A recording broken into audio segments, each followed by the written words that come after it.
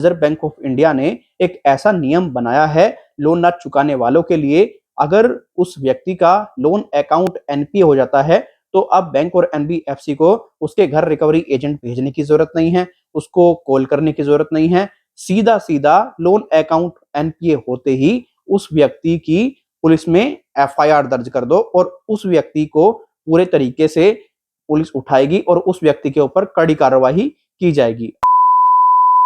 हाल ही के कुछ दिनों में हमें देखने को मिला है, जब भी कोई bank NBFC reserve bank of India के नियमों को फॉलो नहीं करता है, इमीडिएट बेसिस पर रिजर्व बैंक ऑफ इंडिया उस बैंक और एनबीएफसी पर या तो पूरी तरह से हैवी पेनल्टी लगाता है या उस बैंक और एनबीएफसी का लाइसेंस रद्द करता है। एग्जाम्पल के लिए आपने देखा पेटीएम पेमेंट बैंक पर अभी आरबीआई ने कितनी तगड़ी कार्रवाई की है, कितना कड़ा एक्शन उस पर लिया है, बेचारे को बैन ही कर दिया। अक्सर आप लोगों ने देखा होगा, जब भी आप किसी बैंक एनबीएफसी के माध्यम से किसी प्रकार का कोई भी लोन लेते हैं और अगर आप उसको भुगतान करने में देरी कर दें, 1 दिन 2 दिन 3 दिन 4 दिन, लगातार रिकवरी एजेंट आपको परेशान करते हैं, डराते हैं, धमकाते हैं, बहुत ज्यादा बेइज्जत करते हैं। ये सब चीजें देखने को मिल रही हैं। आरबीआई इसको लेकर के भी कार्य कर रहा है और इस पर भी एक बड़ी गाइडलाइन आ सकती है जो ये हरकत हो रही है। अभी हमारे एक सब्सक्राइबर ने हमें एक ईमेल किया, बताया सर मैंने एक एनबीएफसी के माध्यम से 95,000 रुपए का लोन लिया था, मैं अब तक सिर्फ और सिर्फ उस एनबीएफसी को 25,000 रुपए ही पे कर पाया हूं, आगे मैं पेमेंट नहीं कर पाया हूं। मेरे को कई दिनों से रिकवरी एजेंट परेशान कर रहे हैं, कॉल करके डरा रहे हैं, धमका रहे हैं, बेइज्जत कर रहे हैं। लेकिन हाल ही के कुछ दिनों में मेरे पास में बहुत ज्यादा कॉल आई, बहुत ज्यादा कॉल, मैंने अपेक्षा भी नहीं की थी। अब लगातार पिछले 4-5 दिन से कोई कॉल नहीं आ रही है, कोई मैसेज तक नहीं आ रहा, टेक्स्ट मैसेज जो आता है। लेकिन अभी अचानक से मुझे एक मैसेज प्राप्त हुआ जिसको देख करके मेरे होश उड़ गए। मैंने कभी नहीं सोचा था कि मैं पुलिस में जाऊंगा, मेरे घर पुलिस आएगी या फिर ऐसा कुछ हो सकता है। उसमें यह लिखा था कि भैया रिजर्व बैंक ऑफ इंडिया ने एक ऐसा नियम बनाया है लोन ना चुकाने वालों के लिए। अगर उस व्यक्ति का लोन अकाउंट एनपीए हो जाता है तो अब बैंक और एनबीएफसी को उसके घर रिकवरी एजेंट भेजने की जरूरत नहीं है, उसको कॉल करने की जरूरत नहीं है। सीधा सीधा लोन अकाउंट एनपीए होते ही उस व्यक्ति की पुलिस में एफआईआर दर्ज कर दो और उस व्यक्ति को पूरे तरीके से पुलिस उठाएगी और उस व्यक्ति के ऊपर कड़ी कार्रवाई की जाएगी। अब सर मुझे समझ में नहीं आ रहा ये आरबीआई ने क्या कर दिया। अब पहले तो आप मुझे ये समझाइए ये एनपीए क्या होता है और इस मैटर का क्या मतलब है, मतलब ये क्या हुआ है, ऐसा कुछ हुआ है, मैं बहुत ज्यादा दिक्कत में हूं। तो देखो, आपको भी ऐसे मैसेजेस वगैरह मिल रहे होंगे देखने को, आपको भी लगातार रिकवरी एजेंट या फिर कोई बैंक का व्यक्ति इस प्रकार के मैसेज कर रहा होगा। हालांकि कोई बैंक का व्यक्ति तो ऐसे मैसेज करता नहीं है, रिकवरी एजेंट ही ऐसे मैसेज करते हैं। देखो, आपको पहले ये समझना है, सबसे पहले एनपीए होता क्या है। एनपीए होता है नॉन परफॉर्मिंग एसेट्स। मानो आपने किसी बैंक एनबीएफसी से लोन लिया, एक एग्जांपल के लिए 1 लाख रुपए का। अब आप उस 1 लाख रुपए के लोन को पूरे तरीके से पे नहीं कर पा रहे हैं, आपने 92 डेज तक अपनी एक भी ईएमआई पे नहीं की, उसका मतलब सिंपल सा ये हो गया, आपके लोन अकाउंट को एनपीए कर दिया जाए। आरबीआई का एक क्लियर कहना है। एनपीए नॉन परफॉर्मिंग एसेट्स, ऐसा पैसा जो बैंक और एनबीएफसी को किसी प्रकार का कोई लाभ नहीं देता है।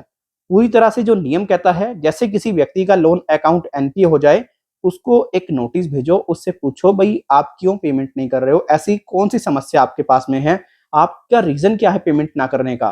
ठीक है, फिर व्यक्ति जब एक नोटिस का जवाब ना दे, फिर एक और नोटिस व्यक्ति को सेंड करो, फिर एक और नोटिस का व्यक्ति जवाब ना दे, फिर तीसरा नोटिस भी व्यक्ति को सेंड कर दो।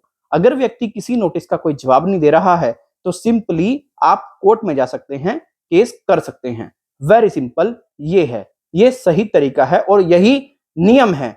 अभी आप समझ गए होंगे। लेकिन अगर कोई व्यक्ति ये कह रहा है कि आपके खिलाफ पुलिस में अब लोन अकाउंट एनपीए होते ही कार्रवाई होगी, आप पुलिस में शिकायत दर्ज होगी, पुलिस आपको उठाएगी, ये पूरी तरीके से गलत है, ये अफवाह है। ये एक व्हाट्सएप यूनिवर्सिटी के द्वारा मैसेज जो है लोगों में सर्कुलेट किया जा रहा है। आप पूरी तरीके से अवेयर रहें, जागरूक रहें। ये जो हरकत है ना, ये रिकवरी एजेंटों की हरकत है। मैं गारंटी से कह सकता हूं ऐसी जो हरकत है वो रिकवरी एजेंट ही कर सकते हैं। अब आप में से काफी ऐसे व्यक्ति हैं जो पूरे तरीके से उनकी बातों में आकर के डर जाते हैं, घबरा जाते हैं, टेंशन में आ जाते हैं। देखो, पुलिस का मैटर क्यों खत्म हो जाता है लोन के मामले में? पुलिस का मैटर इसलिए खत्म हो जाता है, देखो ये एक सिविल है और सिविल के डिफॉल्ट में कभी पुलिस का कोई मैटर नहीं होता। भाई पुलिस क्रिमिनल एक्टिविटी में पूरे तरीके से इन्वॉल्व होती है, अगर आपने कोई 420 कर दी उसमें इन्वॉल्व होती है।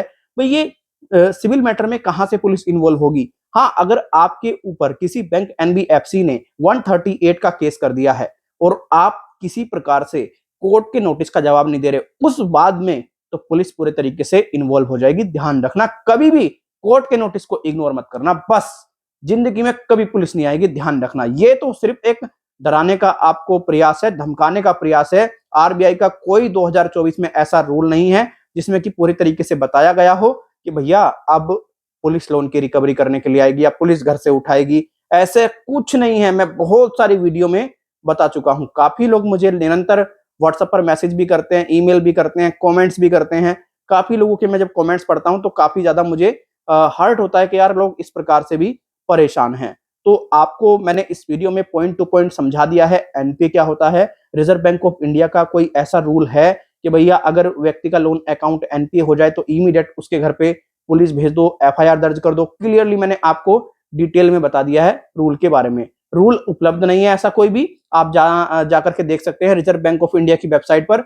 वीडियो के डिस्क्रिप्शन में वेबसाइट दे दूंगा और रिजर्व बैंक ऑफ इंडिया के एक्स अकाउंट पर भी देख सकते हैं। ऐसा कोई रूल आया ही नहीं है, ऐसा कोई अपडेट ही नहीं है। और अगर ऐसा कोई रूल आएगा भी ना तो भैया ध्यान रखना, ऐसा रूल आ ही नहीं सकता। सिंपल बात तो ये है यार, क्या मतलब बनता है यार? लोन डिफॉल्ट हो जाना एक आम बात है, हर एक व्यक्ति का लोन डिफॉल्ट हो सकता है, समझ रहे हैं ना? तो इसमें कोई इतनी बड़ी बात नहीं है। बस ध्यान रखें जब भी किसी व्यक्ति का लोन डिफॉल्ट हो, कोशिश करें लोन को डिफॉल्ट ना होने दें और जो अपनी ईएमआई है वो टाइमली ही पे कर दें। उससे आपको काफी बेनिफिट होगा। क्या होगा, आपका सिविल पर इंपैक्ट नहीं पड़ेगा, आपको फ्यूचर में कोई दिक्कत परेशानी नहीं आएगी। भाई अभी तो आप युवा हैं, हो सकता है आप अपने बिजनेस व्यापार को एक्सटेंड कर रहे हो, आप उसको बेहतर कर रहे हो। आजकल मैंने देखा है कुछ कंपनीज में तो सिविल भी देखा जाता है व्यक्ति का जॉब देने से पहले। तो इस चीज को आप ध्यान में रखें, अपने सिविल पर इंपैक्ट ना डालें। तो आशा करता हूं इस वीडियो से आपको काफी हेल्प मिली होगी। अगर ये वीडियो आपको अच्छी लगी है, वीडियो को आप लाइक करके जा सकते हैं। अच्छी नहीं लगी है, वीडियो को आप डिसलाइक कर सकते हैं। अगर आप इस वीडियो को हमारे फेसबुक पेज पर देख रहे हैं तो हमारे फेसबुक पेज को लाइक एंड फॉलो जरूर करें। अगर इस वीडियो को आप यूट्यूब पर देख रहे हैं तो आप हमारे यूट्यूब चैनल को सब्सक्राइब करें। आप में से काफी ऐसे व्यक्ति होंगे जो हमसे पेड सर्विस लेना चाहते हैं। देखिए, आपके लिए हमने व्हाट्सएप फैसिलिटी शुरू की है, आप इसका लाभ उठा सकते हैं। हमारा व्हाट्सएप नंबर आपको स्क्रीन पर नजर आ रहा होगा। आपको सिंपली हमें अपनी डिटेल्स प्रोवाइड करानी है। अगर आपका लोन 1 लाख रुपए से कम का है, फ्री ऑफ कॉस्ट आपको गाइड कर देंगे। 1 लाख रुपए से ऊपर का लोन है, अपर का लोन है आपका, तो भैया चार्ज पे करना पड़ेगा आपको। ध्यान रखें इस बात का। तो फिर मिलेंगे किसी और वीडियो में।